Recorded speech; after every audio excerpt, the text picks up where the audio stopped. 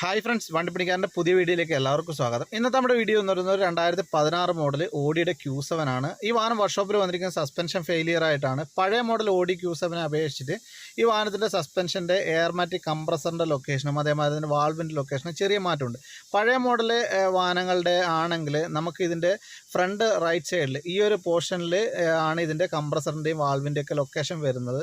ഈ കവർ ഊരി കഴിഞ്ഞാൽ മാത്രമേ നമുക്ക് കാണാൻ സാധിക്കത്തുള്ളൂ. എന്നാൽ ഈ വാഹനത്തിൻ്റെ എന്ന് പറഞ്ഞു കഴിഞ്ഞാൽ ഏറ്റവും ബാക്ക് സൈഡിലായിട്ട് ഇവിടെ ആയിട്ടാണ് ഇതിൻ്റെ കംപ്രസറിൻ്റെയും വാൾവിൻ്റെയും ലൊക്കേഷൻ വരുന്നത്.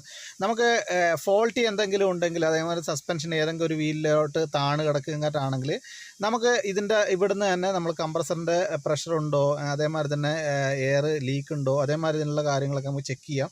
ഇനി ഏതെങ്കിലും ഒരു വീലിലോട്ട് നമുക്ക് ചെക്കിങ് പർപ്പസിന് വേണ്ടി നമുക്ക് ഇതിൻ്റെ ഹോസ് കൃത്യമായിട്ട് അതിൻ്റെ അകത്ത് മാർക്ക് ചെയ്തിട്ടുണ്ട്. നമുക്ക് ഇൻ്റർചേഞ്ച് ചെയ്തിട്ട് നമുക്കത് ചെക്ക് ചെയ്യാൻ സാധിക്കുന്നതാണ്. നമുക്ക് ലെഫ്റ്റിലാണ് ഫോൾട്ടിയെങ്കിൽ നമുക്ക് റൈറ്റിൽ ഇതെടുത്തിട്ട് ലെഫ്റ്റിലിട്ടിട്ട് അങ്ങനെ നമുക്ക് ചെക്ക് ചെയ്യാം. അപ്പോൾ നമ്മുടെ സുധീഷാണ് ഇതിൻ്റെ വർക്കും കാര്യങ്ങളൊക്കെ ചെയ്യുന്നത്. നമ്മളിതിൻ്റെ വാൾവ് മാത്രമേ നമ്മൾ റീപ്ലേസ് ചെയ്തിട്ടുള്ളൂ. വാൾവ് ഇതേമാതിരി തന്നെ പുതിയതായിട്ട് തന്നെ നമ്മൾ ഓർഡർ ചെയ്തിട്ടുണ്ട്. ഒറിജിനൽ ഓഡിയുടെ തന്നെയാണ് നമ്മൾ ഓർഡർ ചെയ്തിട്ടുള്ളത്.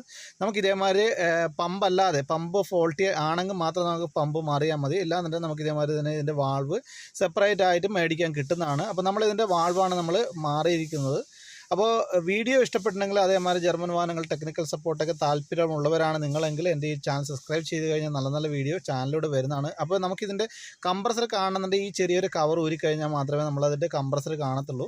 അപ്പോൾ ഞാനിത് മാറുന്ന വീഡിയോ ഒന്നും കാണിക്കുന്നില്ല. ഞാൻ ജസ്റ്റ് ഒന്ന് വീഡിയോ ചെറുതായിട്ടൊന്ന് എടുത്തു വെച്ച് മാത്രമേ ഉള്ളൂ. അപ്പോൾ നമ്മളിത് മാറിയിട്ടുണ്ട്, വാൾവും കാര്യങ്ങളൊക്കെ എല്ലാം മാറിയിട്ടുണ്ട്. അപ്പോൾ വീഡിയോ ഇഷ്ടപ്പെട്ടിട്ടുണ്ടെങ്കിൽ മറക്കാതെ ചാനൽ സബ്സ്ക്രൈബ് ചെയ്യുക, എന്നെ സപ്പോർട്ട് ചെയ്യുക. Thank you for watching.